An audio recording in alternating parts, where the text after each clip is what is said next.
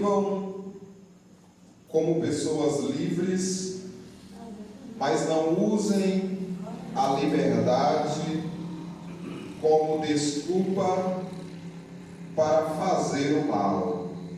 Vivam como servos de Deus. Vou repetir rapidamente e vocês já podem tornar os seus assentos. Vivam como pessoas livres, mas não usem a liberdade como desculpa ou pretexto para fazer o mal, mas vivam como servos de Deus.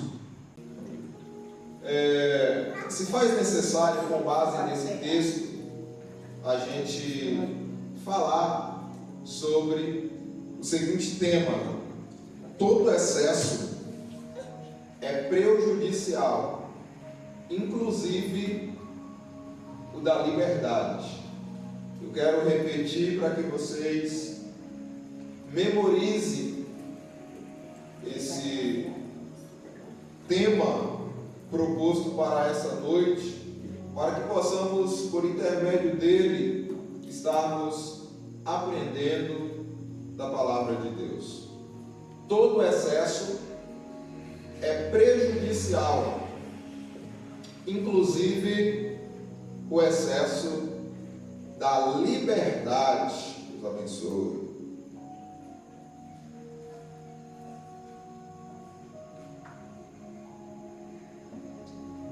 Se nós comemos demais, isso faz mal, porque o excesso, ele prejudica.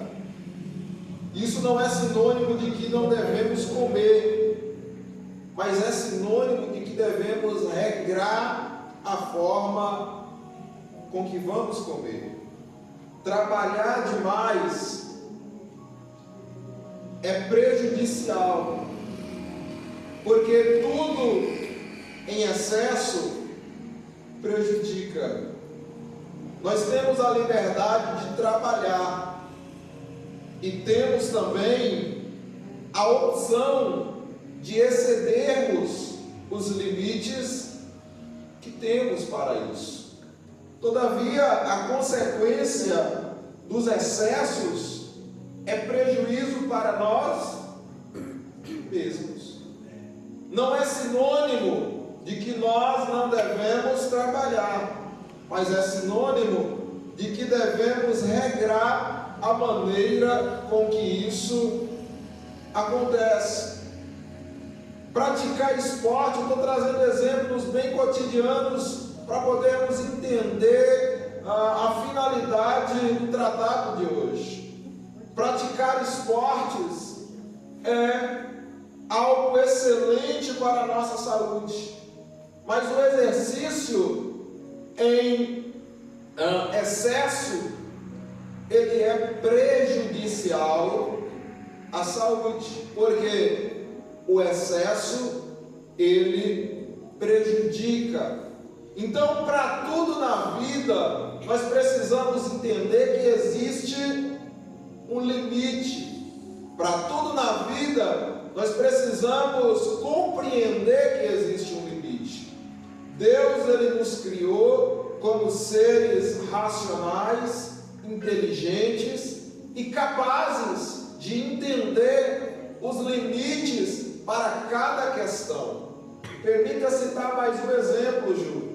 Eu sei que se eu pegar um carro e dirigir daqui para uma outra cidade, a estrada pode ser a mais plana possível. Mas eu sei que se eu exceder o limite de velocidade proposto para aquela estrada, para aquele percurso, eu posso acabar sofrendo a consequência deste excesso. Ou seja, na prática do cotidiano, com coisas simples da vida, nós conseguimos entender que o excesso, ele é prejudicial. E o que eu quero dizer com essa exemplificação inicial? É que na nossa vida cristã, isso também é uma realidade. isso não deixa de ser real para nós, como filhos de Deus, vivendo a dimensão da graça de Deus.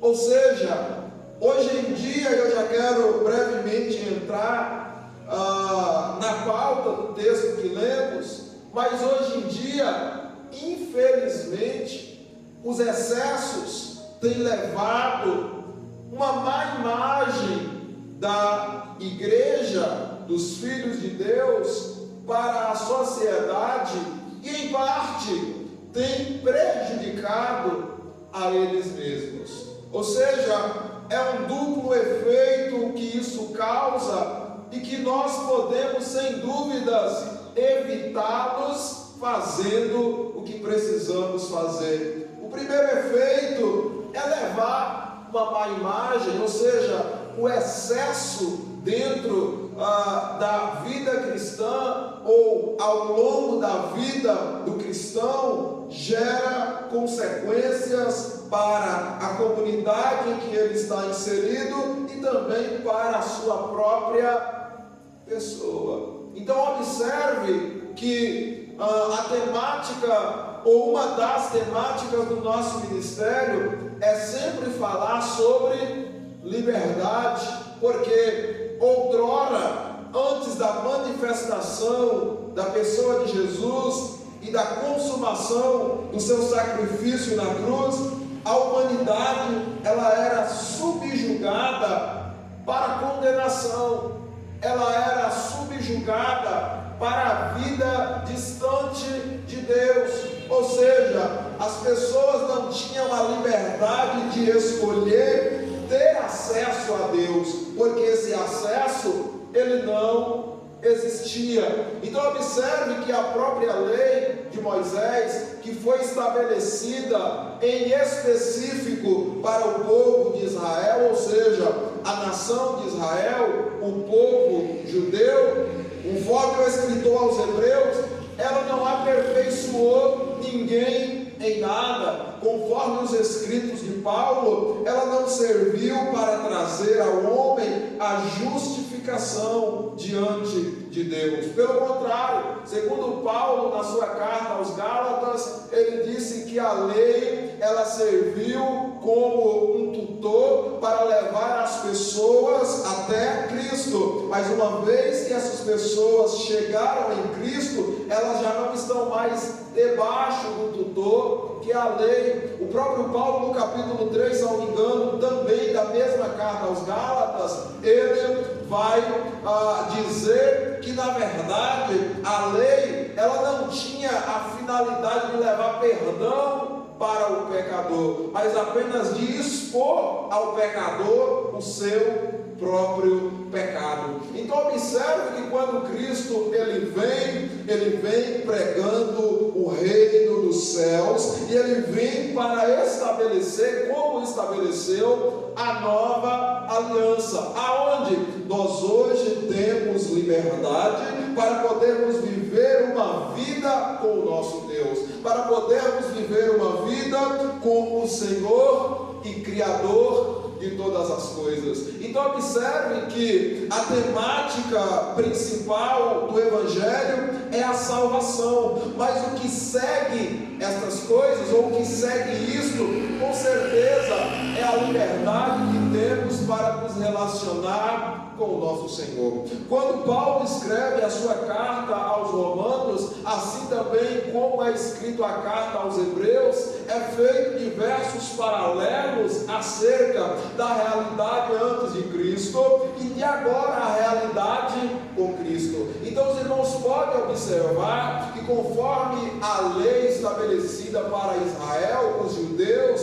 que era o povo de Deus no antigo pacto, na antiga aliança, nem eles mesmos tinham a liberdade de se apresentarem diante de Deus, porque eles foram privados desta liberdade por conta da impureza que existia dentro do coração do homem. Então observe que Deus, ele, para não manter distância ou uma distância completa da sua relação com aquele povo, ele levantou sacerdotes e sumos sacerdotes. Quem eram estes? Homens responsáveis por oferecer a Deus, em nome do povo, os sacrifícios, homens responsáveis por levar até Deus as petições, os holocaustos do povo.